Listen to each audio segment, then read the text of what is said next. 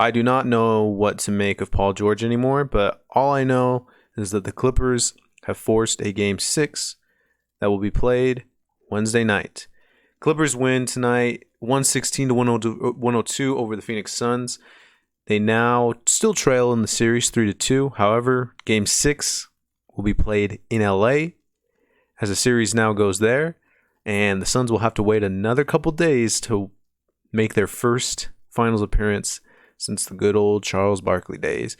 I do want to start off by talking about the Clippers here because we love to talk about the winners first.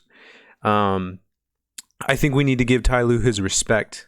Oh man, this guy he's coaching super well. And, a lot of people counted this team out after Kawhi got hurt in the series before this one against the Jazz.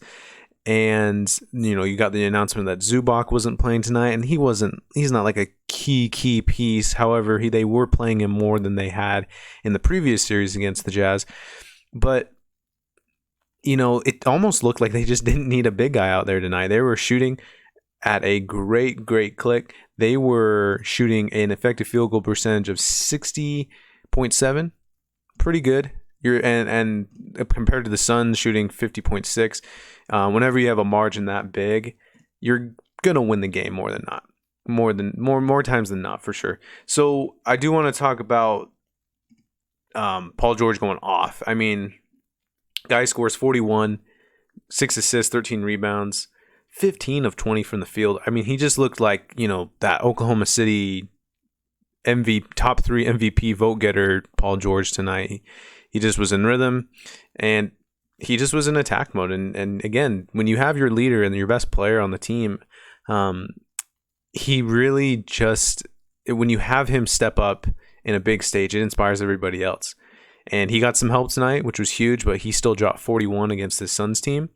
And it was just absolutely insane to watch. And Paul George forces game 6 in LA. Marcus Morris, oh my goodness. I mean, we got a Marcus Morris sighting today. After having some poor games in the series, he goes off for 22 points, 9 of 16 from the field. You go look at some of the other games that he played, like in this series, he's just been nothing. I mean, 4, 8, 7, and 6. Those are the other 4 games. And that's outside of game 5, which he scored 22.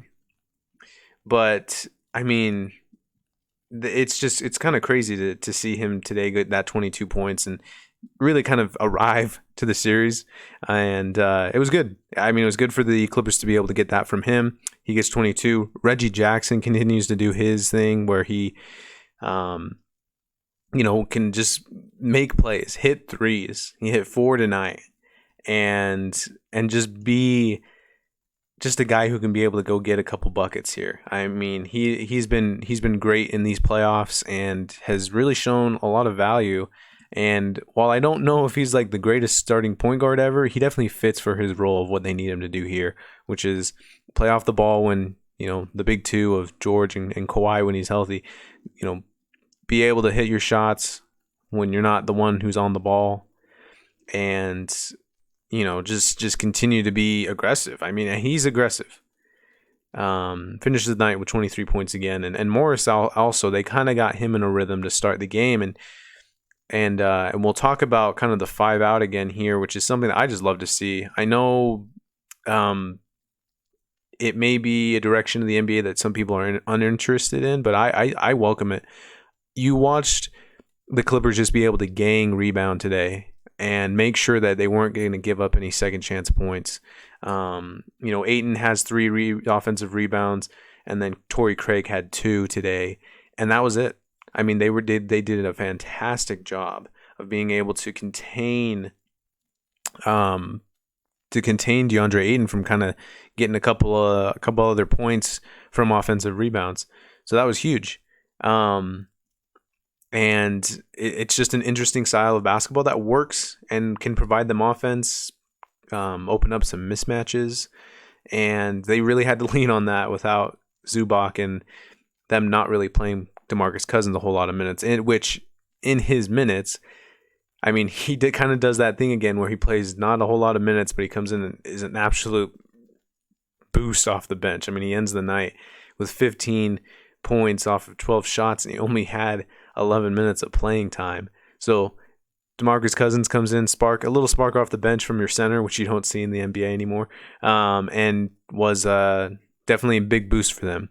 Also wanted to mention that Patrick Beverley's defense on Devin Booker definitely frustrates him. I think Beverley is such a weird player as far as kind of roster building, because he's not a guy that you want really for his offense. I mean, he's never been a guy who's going to be able to. He's the kind of the guy you want to leave open for a shot. And I mean, he goes 1 of 4 from 3 tonight and 3 of 6 overall. But he consistently gets rebounds. He consistently will just frustrate whoever he's guarding.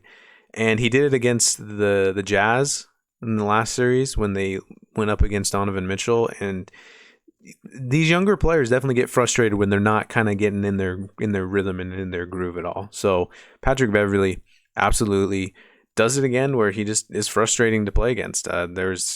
He was getting into everybody, into Booker and to Paul.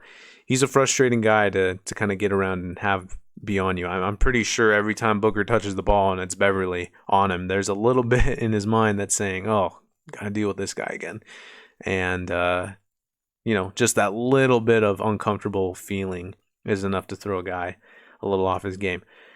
But huge win here for the Clippers, again, going to LA.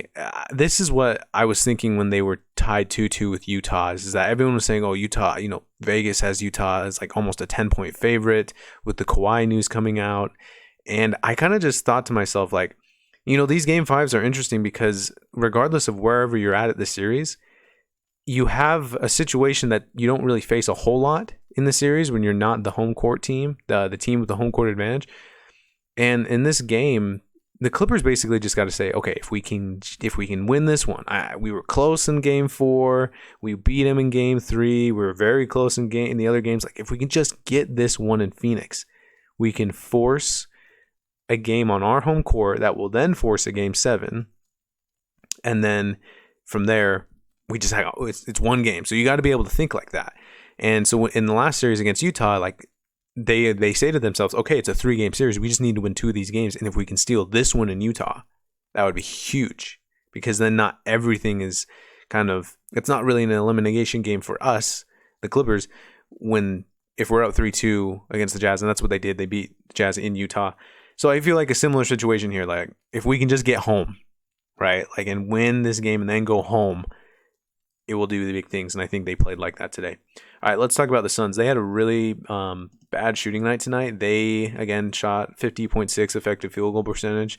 Turned over the ball a little bit too much, although it wasn't too drastic. They did get to the free throw line a good amount, but nothing to really change the game. But overall, their shooting wasn't great. You look at some of the guys on the team that just didn't perform that well. Crowder goes 0 for 4. He kind of comes and goes as a 3-point shooter, where he's making shots or he's missing shots. Paul doesn't hit a 3 at all. Was 8 of 19 overall from the field. And then they didn't really get that bench boost from Cameron Payne that they usually do. He only gets 5 points in 13 minutes. Cameron Johnson continues to be a good spark off the bench for them. But this one is interesting because if you look at plus minus, because again, it doesn't tell us everything, but it does tell us a story. And DeAndre Ayton was a guy that you look at the box score, he was a minus 22 on the night. The worst of any Suns player. And it was just, really the big three of Ayton and Paul and Booker all didn't have the greatest plus minus games. Booker drops 31, but he takes 22 shots to get there. And goes 9 of 11 from the free throw line.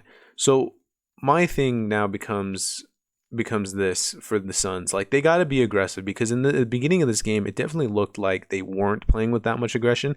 I was surprised that Monty Williams didn't call timeouts to start the game. The first 3 minutes of the game goes by, and you're like, okay, the Clippers are ahead, and they're kind of feeling themselves a little bit. They're on a run. I was surprised Monty didn't take a timeout then, and he lets it drag on until about 7:30 left to go in the first. And it just, to me, seemed like you could have called that a little bit earlier. And I think it was an 18-5 run is what the Clippers started on.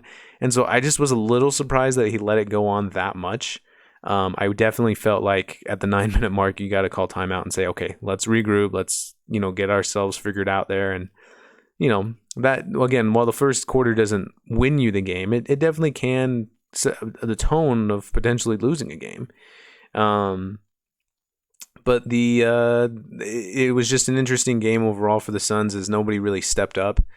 Again, Paul had an off shooting night, Booker had a off shooting night, and you can kind of just see that like in these games where like they can't get Ayton going, because again, I'm not going to sit here and say Ayton's like the greatest scorer, or even Chris Paul to a degree. These guys aren't really necessarily known as scorers. I mean, look at the regular season of DeAndre Ayton. He's averaging 14 points. Look at Chris Paul. He's averaging 16. And, if they're not going and they're struggling, that's when they can find like this night where it's like, okay, well, Booker can't drop 40 like he did in game 1.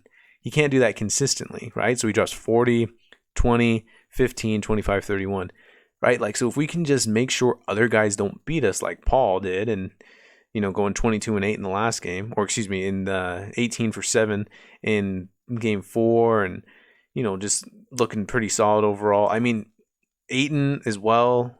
I think they kind of have zeroed in on Ayton to make sure that he doesn't do what he did in the first 2 games. He hasn't scored 20 since those first 2 games in Phoenix. So you almost kind of wonder if like, hey, if we can get one of those guys to just struggle, we got a chance. And if no one's going to step up, if you're not going to get a Cameron Payne to step up, if you're not going to get Jay Crowder to hit his threes, or, again, Miles Bridges wasn't really anywhere to be seen tonight as far as box score numbers go.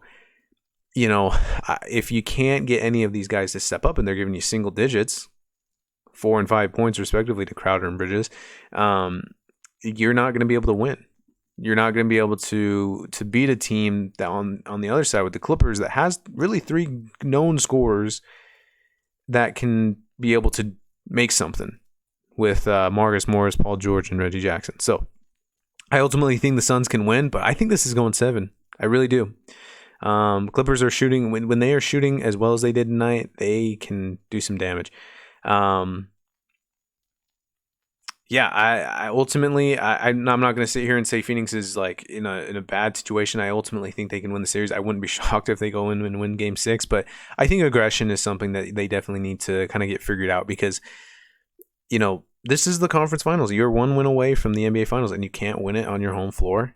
Like, you have the home court advantage, you lose kind of home court advantage in a way, or at least get even. And so I would say the Suns need to be on their A game to win. Again, they're not just going to be able to waltz through things, but I believe this Clippers team can get it done in Game 6. I'm gonna double check here to see if the NBA line has officially come out on this one.